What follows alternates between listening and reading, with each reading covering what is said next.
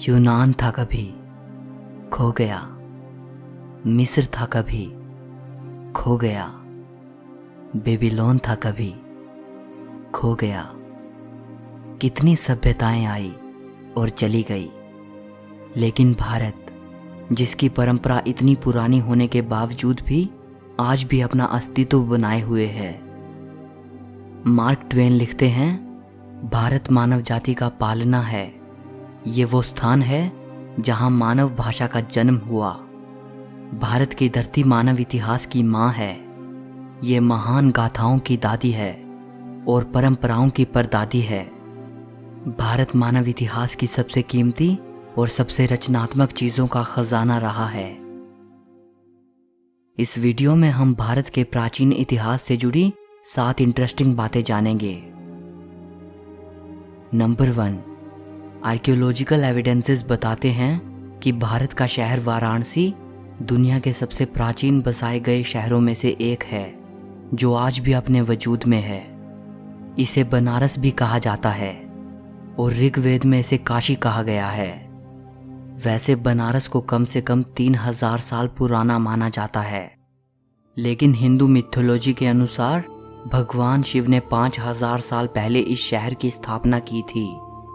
और आपको जानकर हैरानी होगी कि जब 2500 साल पहले भगवान बुद्ध काशी आए थे, उस वक्त भी इसे द एंशिएंट सिटी कहा जाता था। हिंदू धर्म के 7 पवित्र स्थानों में से काशी को सबसे पवित्र माना जाता है। यहाँ तक कि जैन और बौद्ध धर्म में भी काशी एक बेहद पवित्र स्थान है। नंबर 2, तक्षशिला विश्वविद्यालय को दुनिया की सबसे पहली यूनिवर्सिटी माना जाता है। इसको ईसा से 700 साल पहले प्राचीन भारत के तक्षशिला शहर में स्थापित किया गया था। आजकल ये जगह पाकिस्तान में मौजूद है। तक्षशिला में विश्व भर के 10,500 से भी ज़्यादा स्टूडेंट्स पढ़ा करते थे। Science, math, medicine, politics, astrology, astronomy, music, religion और फिलोसफी जैसे 60 से भी ज़्यादा विषय यहाँ पढ़ाए जाते थे। अलग अलग विषयों के स्कॉलर्स ने अपने अपने आश्रम यहाँ बना रखे थे। हमारे मशहूर इकोनॉमिस्ट और फिलोसोफर विष्णुगुप्त चाणक्य तक्षशिला में आचार्य थे। चाइनीज ट्रैवलर फाहियान जब 5वीं सदी की शुरुआत में भारत आए थे, तो उन्होंने तक्षशिला को भी विजिट किया था। अपनी राइटिंग्स में उन्होंने तक्षशिला का जिक्र भी किया है।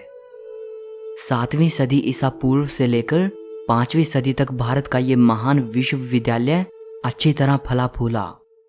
6ठी सदी आते आते विदेशी हमलावरों ने तक्षशिला को पूरी तरह से नष्ट कर दिया। नंबर 3, शिक्षा के मामले में आज भारत भले ही दुनिया के बहुत से देशों से पीछे हो, लेकिन एक समय था जब भारत की नालंदा यूनिवर्सिटी हायर एजुकेशन के लिए दुनिया का सबसे इम्पोर्टेंट सेंटर हुआ करती थी। नालंदा तक्षशिला से भी वेल ऑर्गेनाइज्ड यूनिवर्सिटी थी। कोरिया, जापान, चीन, तिब्बत, इंडोनेशिया, फारस और तुर्की जैसे देशों से स्टूडेंट्स यहाँ पढ़ने आते थे। नालंदा यूनिवर्सिटी का एंट्रेंस एग्ज़ाम बेहद मुश्किल होता था। चुनिंदा प्रतिभाशाली स्टूडेंट्स ही प्रवेश पा सकते थे। नालंदा के बारे में आज हमें जो ज़्यादा जानकारी मिलती है, वो famous Chinese travellers when Tsang और इत्सिंग की राइटिंग्स से मिलती है, जो 7वीं सेंचुरी में यहाँ आए थे। हुएन त्सांग ने अपनी भारत यात्रा के 2 साल नालंदा में बिताए थे। शुरुआत में वो एज अ स्टूडेंट यहाँ रहे, फिर बाद में उन्होंने यहाँ पढ़ाया भी। हुएन त्सांग लिखते हैं कि जब वो नालंदा आए थे, उस वक्त वहाँ 10,000 स्टूडेंट्स थे और 1510 आचार्य थे। ये अनुमान लगाया जाता है कि एक समय में हमारे ग्रेट मैथमेटिशियन आर्यभट्ट नालंदा के हेड थे। नालंदा में हजारों स्टूडेंट्स और स्कॉलर्स के अध्ययन के लिए एक विशाल लाइब्रेरी थी। इस लाइब्रेरी में 3 लाख से भी ज़्यादा किताबें थीं। 12वीं सदी के अंत में तुर्की हमलावर बख्तियार खिलजी ने नालंदा को जलाकर पूरी तरह नष्ट कर दिया। किसी ज़माने में नालंदा एक भव्य यूनिवर्सिटी हुआ करती थी। आजकल बस उसके खंडहर ही शेष बचे हैं। नंबर 4, इंडस वैली सिविलाइजेशन के जन्म से ही भारत का इतिहास शुरू हुआ माना जाता है।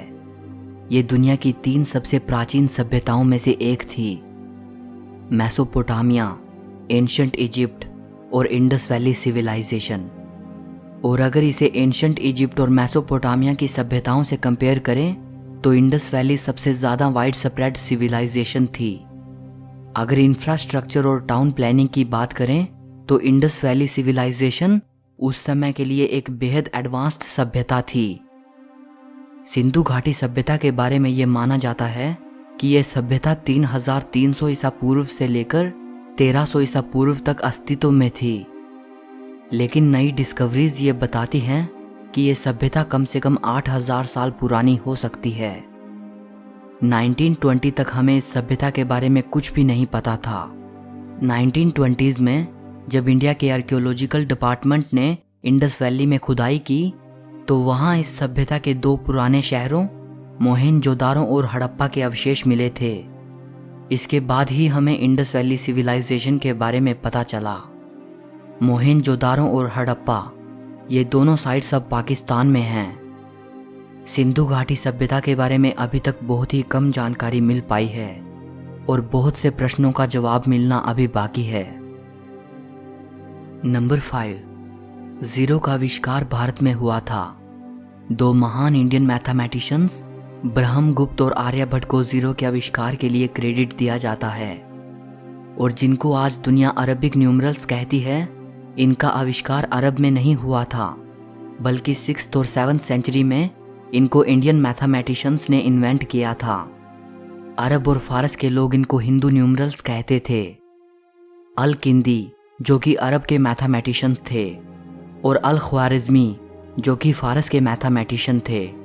इन दोनों की राइटिंग्स के जरिए ही ये भारतीय न्यूमरल सिस्टम यूरोप तक पहुंचा था और इसीलिए बाद में यूरोपियंस इनको अरबिक न्यूमरल्स कहने लगे थे। आइंस्टाइन लिखते हैं, हम भारतीयों के बेहद ऋणी हैं जिन्होंने हमें गिनती करना सिखाया, जिसके बिना कोई भी सार्थक वैज्ञानिक खोज नहीं की जा सकती थी। नंबर 6, सर्जरीज कितनी मुश्किल होती हैं और अगर आप एक ऐसे ज़माने में हो जब स्कैल्पल का आविष्कार ही नहीं हुआ था तब तो इसकी कल्पना भी नहीं की जा सकती। आज से 2600 साल पहले एक एंशिएंट इंडियन फिजिशियन सुश्रुत बेहद कॉम्प्लेक्स सर्जरीज किया करते थे, जैसे cataract, kidney stones, artificial limbs, rectifying fractures और इवन प्लास्टिक सर्जरी। सुश्रुत को पहला व्यक्ति माना जाता है जिसने इंसानों पर सबसे पहले मेडिकल सर्जरी परफॉर्म की, इसीलिए इनको फादर ऑफ सर्जरी भी कहा जाता है। सुश्रुत ने शल्य चिकित्सा पर एक संस्कृत ग्रंथ लिखा था जिसे सुश्रुत संहिता कहा जाता है। सुश्रुत संहिता को चिकित्सा पर लिखा गया most important surviving ancient treatise माना जाता है और इसे आयुर्वेद का फाउंडेशनल टेक्स्ट भी माना जाता है।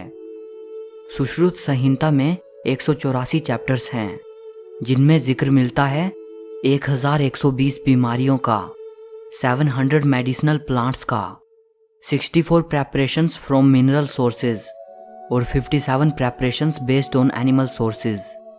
इसके अलावा बहुत से सर्जिकल इंस्ट्रूमेंट्स दर्शाए गए हैं। 8वीं सदी में सुश्रुत के इस महान ग्रंथ को किताब शाह शुन अल हिंदी नाम से अरबी भाषा में भी ट्रांसलेट किया गया था। एक और महान एंशिएंट इंडियन फिजिशियन थे महर्षि चरक, जो सुश्रुत के बाद और ईसा से 200 साल पहले हुए थे। इनकी शिक्षा तक्षशिला में हुई थी। चरक को पहला फिजिशियन माना जाता है जिसने डाइजेशन, मेटाबॉलिज्म और इम्यूनिटी के कॉन्सेप्ट को सामने रखा। महर्षि चरक की मेडिकल ट्रीटस चरक संहिता को आयुर्वेद की एनसाइक्लोपीडिया माना जाता है।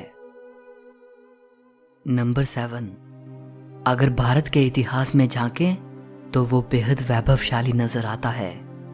ब्रिटिश रूल से पहले भारत दुनिया के सबसे अमीर देशों में शुमार हुआ करता था, या संभवतः सबसे अमीर देश। यूं ही नहीं, ये देश विश्व भर में सोने की चिड़िया कहलाता था। अगर कहा जाए तो गलत ना होगा कि इस देश की मैसिव वेल्थ ने ही इतने इन्वेडर्स को यहां आकर्षित किया। हैरानी की बात है कि इस देश को खोजने की चाहत ने अमेरिका की खोज करवा दी। कोलंबस जो भारत के लिए निकला था और गलती से अमेरिका पहुंच गया। और कोलंबस के महज कुछ साल बाद ही वास्को ड गामा भारत की जमीन पर कदम रखने वाला पहला यूरोपियन बना। सो इस वीडियो के लिए बस इतना ही। अगर आपको वीडियो अच्छी लगी हो तो लाइक और शेयर कर देना।